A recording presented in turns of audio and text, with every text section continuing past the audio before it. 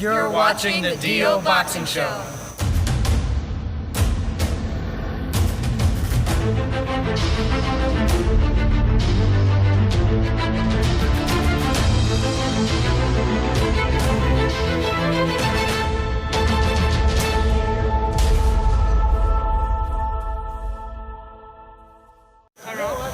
Try these gloves.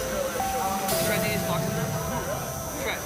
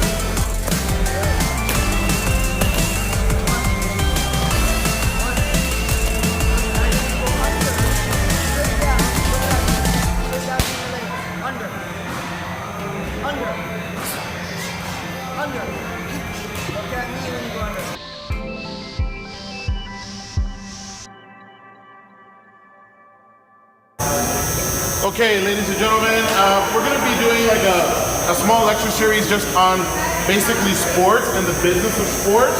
So if you're interested in sticking around for the next 20 minutes, we have a special guest who's a former world champion that's here today that's going to be speaking, and we're just going to basically tell you about what we're doing.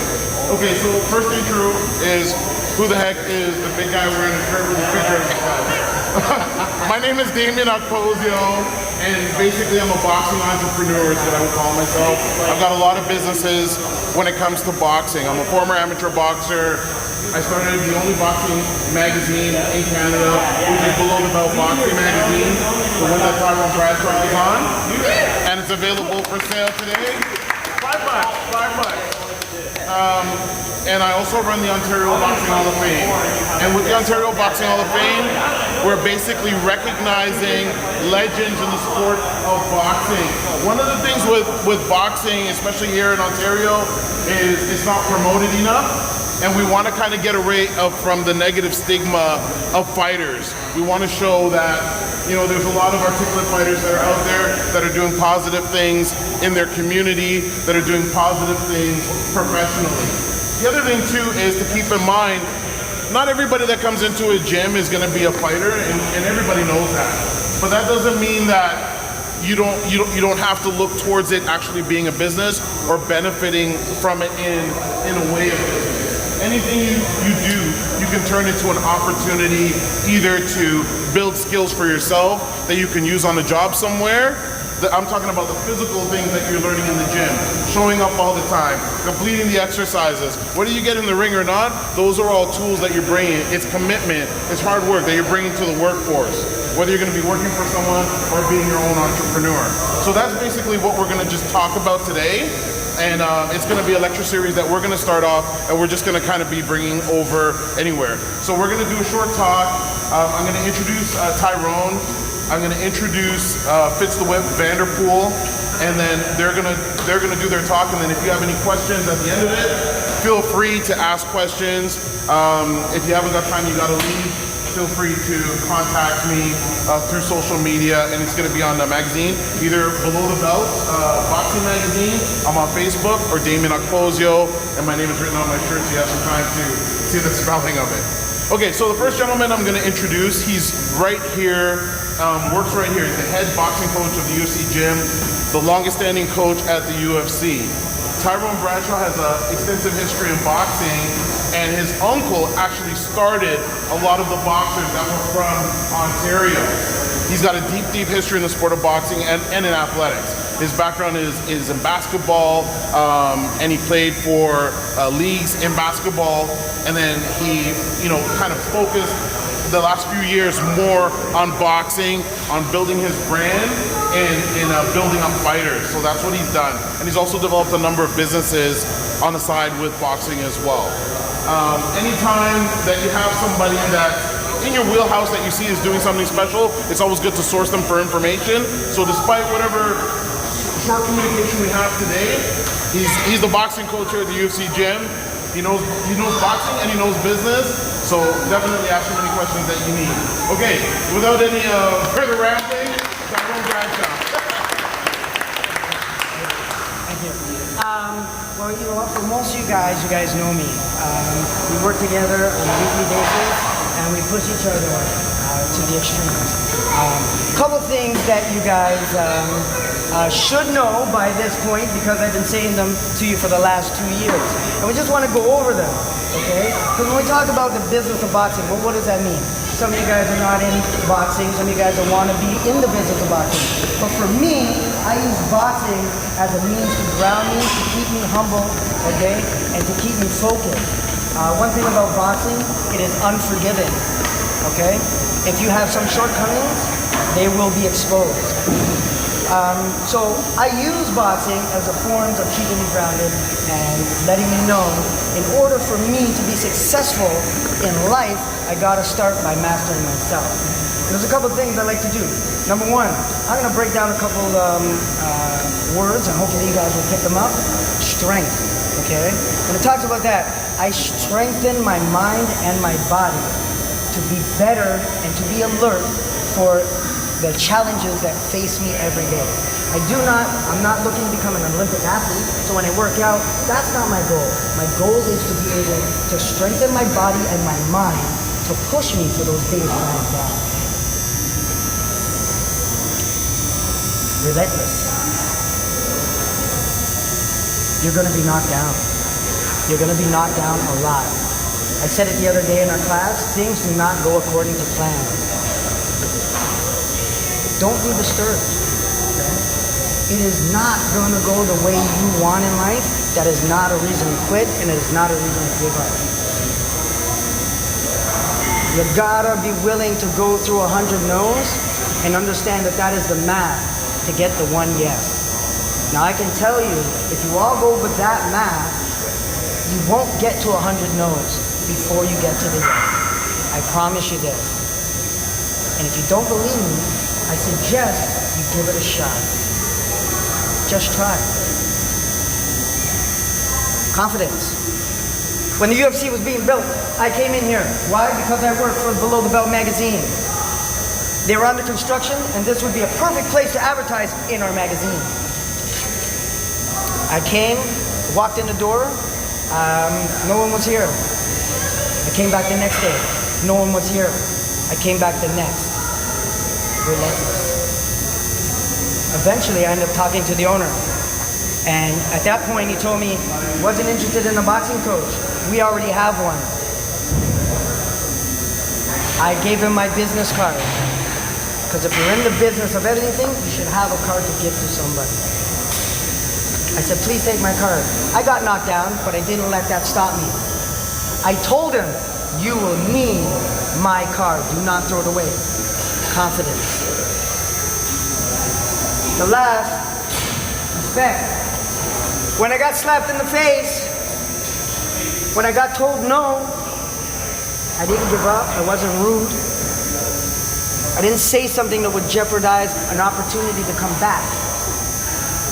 If there wasn't an opportunity for me for that day, was there an opportunity for the magazine in the future? For somebody else? So for me, the business of boxing, okay, and you guys should know, is to mind your business. Focus your mind, strengthen your body, build your brand. It's up on the wall if you want to take these cues. When you come in, take a look. Next week I'll go over the ones in the back. It all relates. You just got to find the connection. Thank you very much. My name is Coach Bradshaw, and like always, you guys are awesome. Okay, so our main speaker today, he's a 6-time professional champion. You know, he had a very extensive amateur boxing career. Against all odds, managed himself to becoming the World Boxing Federation super welterweight world champion. And even after boxing, or even while he was boxing, he ran a boxing gym in Kitchener. Continued to run it for over 25 years. Also is involved tremendously in his community. So he makes sure that he's involved in all the different aspects of his community, and he can explain more about that to you. He did have a magazine here. He was in the previous magazine of Below the Belt. So if somebody wants this copy or somebody's asking great questions, it's going to be yours. And he also has a book as well. I'm not going to go on too much more about him because he's going to explain himself. Please, round of applause for Fitz the Whip Vanderpool.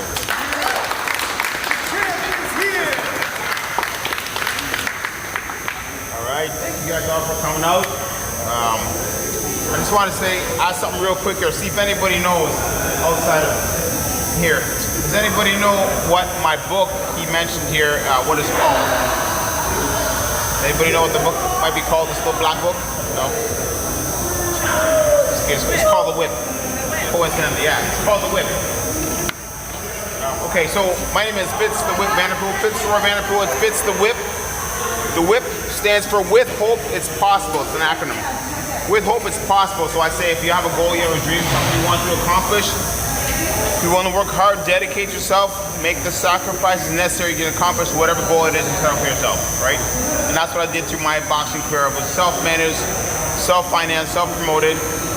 And you know, when I turned professional, they told me I couldn't become a champion, world champion. And I pushed on. I won the Canadian Championship. When I fought for the Canadian Championship, I fought against a guy named Tony Padilla. He was 16-0, or sorry, he was 13-0 with 10 knockouts. So he was knocking everybody out. I had just been knocked out previously, my fight before that. So going into this fight was probably pretty dangerous for the average person. Because if you get knocked out, you got to take some fights, build yourself back up, build your confidence, and then eventually get ready for the title fight. But I just got knocked out fighting before by a former world champion. And I had the opportunity to fight for a Canadian title, and I took that opportunity. So I prepared myself really well, because I say timing and preparation creates an opportunity. So if the timing's there, you're ready, you can do whatever it is you need to do in life. And that's what happened. So the timing was there, I prepared myself, got ready, trained hard for the fight. You know, actually back then, 1996, title fights were 12 rounds. Now they're 10. But back then it was 12. So what happened was in the first round, when I went in there, in the first round, I'm moving around, dancing around, you know, nice, like, and this guy's coming in, going, and he's throwing these big shots. I mean, he's catching me, and he's hit me with some shots to the body that would have dropped your average guy. Most guys would have dropped those shots, but I stayed up there because I was training really well. I was in great shape, well conditioned. Came back on. So in the first round, he threw this left hook at me, big left hook. Boom, caught me, went flying back into the ropes. Ropes kept me up, so it was considered a knockdown. The referee jumped in, gave me a standing 8 count. You know, referee's counting 5, 6. I'm going, please, Lord, I gotta win this fight, right? I said, please, I gotta win this fight. So, got the 8 count, came back into the fight, started moving around. I went right to him. I took the fight right to him. So, usually when you get hurt, you retreat, right? Me, I was coming forward. This guy kept hitting me, boom, boom, big shots. I wasn't backing up. So he's like, at this point, he's going, okay, what is it going to take to stop this guy? So I hit this guy with shots that dropped most guys. This guy stood up. You know, he's coming at me. Most guys are running. I said, no problem. So, end the first round, boom. Come second round, come out. I'm moving around still, you know, throwing that jab out there, bang, bang, making some moves. You know, he's hitting me with a big shot. You know, I'm just still weathering the shots. I was in great shape, right? When you're in great shape, you can do anything. Right, and that's what I was in great shape because I wanted to make sure I was going to win the fight. So I prepared myself. No matter what the outcome was, I was going to bring the championship belt back. So Kirsten Wanu. Third round, fourth round go on, you know, we're moving. I slowly start opening a cut over his eye, open a cut over this part of his eye, open a cut under his eye. You know, this guy never got cut before. Nobody ever cut him before. The commentators, actually this fight's on YouTube. You guys can actually go look at this fight. In the fight you hear them saying, you know, oh, Vanderpool's not a big puncher, you know, Tony doesn't get cut, you know. Meanwhile he had a cut over this eye and a cut under here. I don't know how it got there. Then the commentators started saying, okay, you know what? He must be getting cut from the laces on my gloves. If you look at the fight, you'll see that the laces were taped up. There was tape, there was no laces. So I'm like, okay, well, so how's he getting cut? Anyway, so the commentators are kind of, you know, swinging in my favor. You know, they're going, okay, well, Vanderpool's pretty good puncher. Anyways, come the sixth round. The sixth round, I bring out the whip. Caught him with the whip. He went reeling back into the ropes. I went, he went flying back to the ropes like this. He's like this, hands on this. He couldn't defend himself. Thankfully, the referee stepped in, stopped the fight. And, you know, I won. The interesting thing about that was I didn't realize what I had accomplished because I wasn't supposed to win this fight. And I just beat a guy who was 13-0, 10 knockouts. He was knocking everybody out. I got knocked out in the fight before, so they really set me up to get beat. But I beat him. So it wasn't until I got outside that evening. I put the belt on, you know, I'm wearing the belt, you know. Okay, you know, yeah. Didn't really sink in that I was the champ just yet. Until I got outside. The venue opened the door, the venue, fresh air hit me. I'm like, wow, this isn't a dream. It's not a dream, it's real. I am the champ. I'm like, whoa! You know, so you know what, I gotta tell you this, you know, I took the belt home, slept with it for 2 nights straight. That was my little baby. I slept with it. I was like, wow, you know, like a dream come true, right? So I'm like, okay, this is great. So after I won that belt, you know, I said, okay, I set another goal for myself. You know what that was? To win another belt. Went out there, got that belt, got a second belt. I said, you know what? I want another one. Went out there, set that up, boom, got another one. You know what I said, right? Another one. Anyway, belt. So finally, actually when I met Damien, it was in 1999. I had a chance to fight for the World Boxing Federation world title in Toronto at the Royal York Hotel. And that's where I met Damien first, and he started, actually that's when he launched his magazine here, Below the Belt. And I graced the cover of that magazine first because he was at that show, and I was in this fight against this guy, Stefan Johnson, God rest his soul. And what happened was it was a 12-round fight, and coming in at the end of the 10th round, my trainer said to me, he says, Vince, he says, you're behind on the scorecards. He says, the only way you can win this fight is by knocking this guy out. I'm like, I'm gonna win this fight. That's how I'm gonna do it somehow. Now, you know, keep in mind, we already fought 10 rounds. That's a long time. I don't know if any of you guys fight? Been in the ring? No? Anybody? No? No? Okay, well, you know what? 1 round, 2 rounds, it's intense, you know. Keep in mind, at that time, we were fighting 3-minute rounds. Okay, so it's 3-minute rounds. So, anyways, end of the 10th round, come out, my trainer says I need a knockout to win this fight. And I'm like, you know what? I gotta win this fight, because this is what I dreamt of doing, you know, winning this fight, becoming champion. So I come out for the 11th round, moving around, you know, we kind of, people would say, okay, we're both pretty tired, because it's the 11th round, it's pretty intense, we're both pretty tired, just, you know, winging shots, bang, bang. All of a sudden, out of nowhere, the whip comes out there. Again, caught him with the whip, you know what? Bang! Wah! I think I got this uppercut this big. I say, when I rip this on some guys, you know what? Catch him. I caught him. This guy. Right? I knocked him down in the 11th round. I knocked him down. He went down. Boom. Actually, he stayed down. But he was unconscious. He was just on this. He was like, just all tired and, you know, worn out. I won the fight. I won that fight.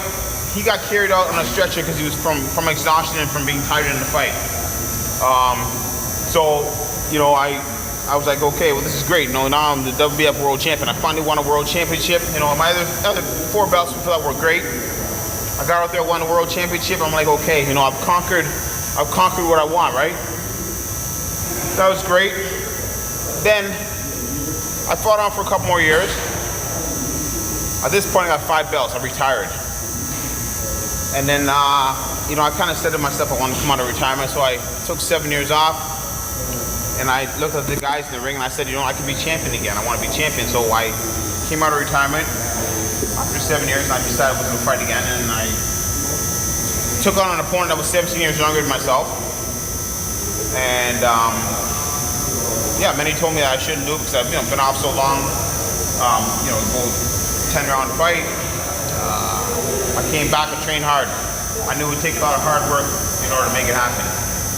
So I put the hard work in, dedicated, sacrificed everything I needed necessary to make this happen. Went out there, I finally got a chance to fight. I couldn't fight in Ontario because the commission wouldn't let me fight in Ontario because of my age. So I went out to Moncton, had a chance to fight for the title, 10 rounds, National Boxing Authority Middleweight Championship. And I went out there and I captured that title. So I made history a couple times in that fight. And I became the oldest Canadian champion succeeding George Chuvalo. But it was one of those things, they told me, see, I have this thing when people tell me what I can't do, don't tell me what I can't do, because if I put my mind and my heart are in sync and they're willing to work hard together, I'll do whatever I put my mind to. And that's just the bottom line. So I love when people tell me what I can't do, because I show them what I can do. Okay, I can do all things through Christ who strengthens me. And this is where I keep going.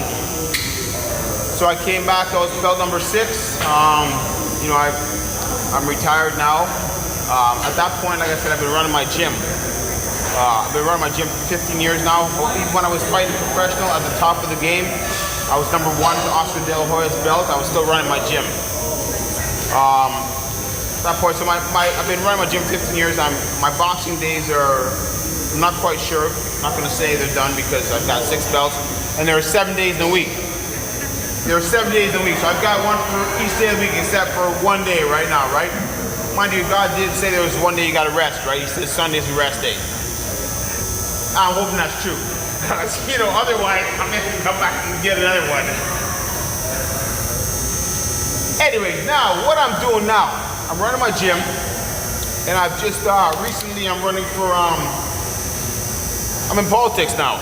I'm running for the NDP, for member of provincial parliament in my city. And looking to make history a couple times over in that as well, come June 7th, because the election is June 7th. So I'm the first professional world boxing champion to be running for a party, and I will be the first professional world champion come June 7th to be a member of the provincial parliament. And in my party, there's a couple things. So I'll be the first person of color, first man of color. And you know what? I love making history. I love making history. But I'm excited about that because my party, we work for the people. We work for the middle class and the low income party people. People who can't defend themselves. People who don't have a say for themselves. So I'm going to be the voice for the people, for the NDP. And I'm excited about that because we're making some big changes. I don't know if any of you guys have been keeping up with what's going on with the politics, but June 7th is very big. It's important that you guys get out there, you learn what the party is doing, because every vote counts, and you guys need to get out there and make the right decisions. The Liberals have got our hydro bills up like this. That's why we're paying so much. You know what they're doing with the gas. You know, we can't let those guys in. I'll tell you right now, I'll be honest with you, the PC right now, Doug Ford making a lot of noise, but he ain't really saying nothing. He making a lot of noise, but he ain't saying nothing. But I'll tell you what, if you research and see what the NDP, the New Democrats are doing right now, they're for the people. They're getting a hydro bill. They want to get a hydro bill, save 30% on the hydro bills. The healthcare, pharmacare, they want that. We've got the healthcare for all ages. The Liberals have that in plan right now, but they've got that for 25 years younger and 65 older. What about everybody else in between? So Fitz, they've got nothing. Can I ask you a question just for the people that are here in attendance? What are some things that they can do to help them achieve some of their goals, even if they think it's out of reach? Well, some of the things you can do basically is keep your mind focused. Just know that if you want to accomplish something, if you believe in yourself, you're going to accomplish whatever you put your mind to. Like I said, it's going to take a lot of hard work, a lot of dedication, a lot of sacrifice. So just keep your mind focused on what you want to do. And don't let nobody tell you what you can't do. If you're willing to work hard, you're going to accomplish whatever you want. But the bottom line, like I said, it's going to take a lot of hard work. But you can do it. Now, I'm sorry to interrupt. I know that you guys have been really patient listening. I'm just wondering, before we wrap up, do any of you guys have any questions for Fitz or anyone here? Anybody have any questions? Yes? What's your view on public schools? Well, you brought it back to the politics. I know you're trying to get high. He's not in your writing. Well, we're putting money in to repair public schools. The schools are crumbling, right? So we're trying to repair the schools. We want to get more EAs and more teachers involved, right? So we want to put money into that. Any other questions? Yep. Any point in your matches, did you ever feel like for your first split second, like I'm done, I can't go on? And if you did, how did you bounce yourself back? That's a great question. Well, like when I walked the Canadian title, there were times where he hit me so hard I felt like, okay, I can't come back from this. But I said, okay, I already told myself in my mind that I want to do this. And I thought about all the people who told me I couldn't do it. And then when I thought of that, I said, you know what? I'm going to do it because they told me I couldn't do it. So I'm going to do it, right? So you know what? Like some of the best speeches that I've ever heard are people who tell me that I can't do something. Or you can't do, you're not good enough, you can't, you'll never be able to be champion. I'm like, you know what? Thank you for that motivation. You know what? Now I'm inspired. Now I'm gonna go out there and show you that I can do it. You know what I mean? So just think about it. Here's my thing. I don't really have people tell me what I can do. I only have to tell me what I can't do. Why you just tell me what I can't do? Why don't you tell me I can do something? You know what I mean? And get behind me and support me. No, oh, you can't do it. You know what? Because you can't do it? You think I can't do it? Nah. This is powerful. The mind is a powerful thing. You convince that mind, you convince yourself you can do something, and you're willing to work hard at it, you'll do it. The mind is very powerful. People don't realize how powerful the mind is. You know what I'm saying? Excellent. Any other questions before we wrap up? Okay, so for the two guys that asked questions, thank you so much. I know both of you guys are thinking about boxing, so I'm going to give you this note here. I can give you this message here. It's autographed by Fitz the Whip. Thank you so much. Thank you guys for being so patient. I really appreciate it, and I hope you got something of value from it as well. Thank you so much. Thank you, guys.